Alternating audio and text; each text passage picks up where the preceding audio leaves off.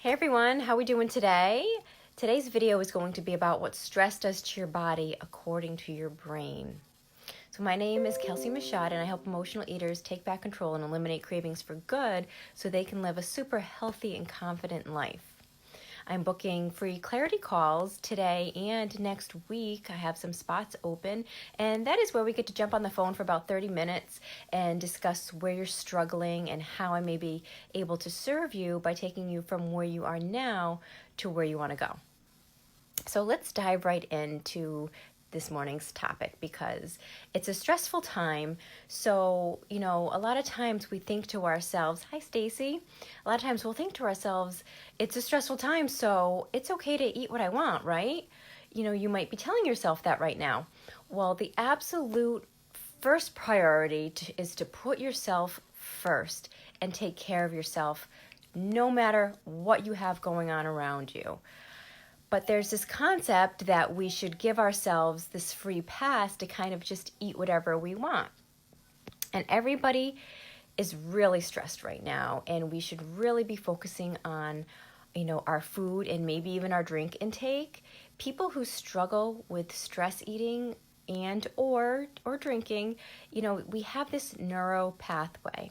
And this neural pathway is in our brain, and it's been defined as, where the brain knows when you're experiencing a difficult time or difficult emotions, and then you're experiencing stress or fear or even anxiety or whatever it is you're feeling, that you just want basically to soothe. You want to soothe yourself. The brain knows that. And the more you do that and the more you give into that, the more you define that neural pathway, so your brain is going to just quickly look for food and maybe even alcohol when you're feeling those feelings. So what you're doing is actually strengthening that neural pathway every time you do that. So if that has become your norm, hi Antoinette, how are you? Thanks for popping on. If that's become your norm and that has become just the way that you cope with stress, then the more you do it, the more your brain is going to point you in the direction to that too. So that's why it's a good idea right now to say, hey, is this how I deal with stress? Is this how I manage my emotion? Because you are going to continue to reiterate that neuro pathway. And oh, Antoinette, I love you too. And we both know that you do not want to be doing that. So, anyone who is struggling with food, like the amazing souls that I get to call my clients that I work with, when I work with them, what we do when we work together is the opposite. And I'm teaching them to learn to detach that neural pathway that our brains will just automatically take us down. So it's important to know that there are other ways to cope and that, there's other strategies that we can use. So if you are someone who's just giving in to that emotional eating and also, just the stress eating. Hi, Lacey, how are you? As that way of just coping with your emotions, you're not going to be able to untangle those neural pathways. So the way in which I work with my clients is to have them practice mindful eating. For example, let's stop and think. Is it food I want right now? Or is that food going to help me cope with this emotional response? If so, what kind of food do I think will help me cope with this emotional response, and how much of that food do I really need to eat to help me cope with that emotional response? Remember, you're just asking yourself these questions and staying curious about the answer rather than just automatically turning to food to make you feel better.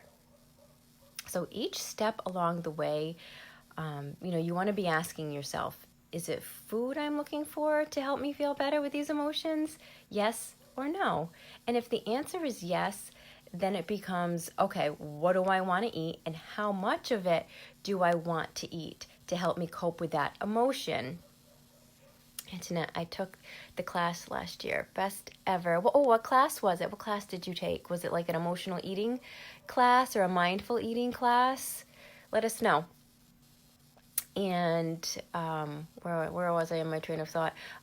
So if your answer is yes, then then it becomes, you have to say like, okay, what do I want to eat and how much of that do I want to eat to help me actually cope with that emotion? And then while you're eating, you want to ask yourself, have I had enough, or have I had enough to actually satiate me? And the reason I do that is because I want to stop that automaticity of it, that automatic response. And you want to stop, the putting of food in your mouth that, where you just keep going and keep going. You want to stop that. You want to stop that being so automatic so that you have the opportunity to make a decision one way or another. Because what happens is you get stuck in that automatic response, and then your brain keeps telling you, well, actually, to be honest, it's not even sending you a clear message at that point. Hi, Moira. Thanks for coming on. So a mindful eating class, Antoinette, that is awesome. I'm so glad you were able to take that and participate in that. And I hope that you are enjoying all the benefits of it, because mindful eating is so important. It forces us to slow down, especially in this crazy fast-paced world that we live in. It's nice to slow down and just take a moment and be in that moment. And when we slow down and we eat mindfully, we're thinking mindfully, and we're actually enjoying our food more, and our body's not so stressed out. And when our bodies aren't so stressed out, we're not as likely to hang on to that weight. So, but that's a whole nother topic. So let me continue. So with our brain here and our stress, you might be just going along, and your brain is triggering you to eat more. And this happens especially when you're eating like processed type foods and sugar, and it tells you that you need more of it in order to produce that emotional response or satiety or of satisfaction. So your brain will keep telling you that you need more of this. But if you stop and you ask yourself, have I had enough? Do I think I've been satiated? Do I need more to feel better? If you stop that automatic response, oftentimes what will come up for you is, oh, this doesn't even taste as good as the first few bites that I had. I think I can stop now.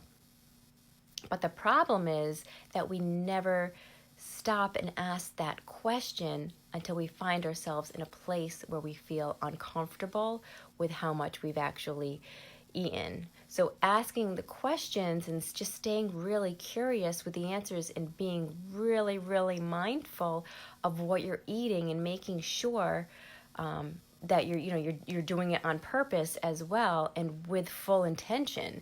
That will help change not only what you're eating, but how much of it you're actually eating.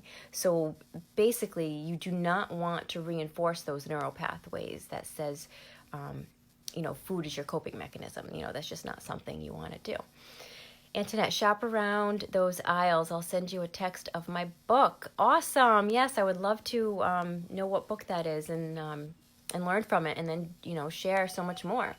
So if anybody has any questions about the content that I covered, or any of your own health and wellness goals or weight goals that you're looking to discuss and dive further into, I'm booking a free clarity calls. Like I said, is a free 30-minute phone call. We just jump on the phone for about 30 minutes and we can discuss, where you're struggling, why you might be feeling stuck, and how I may be able to serve you so that you can go from where you are now to where you want to be.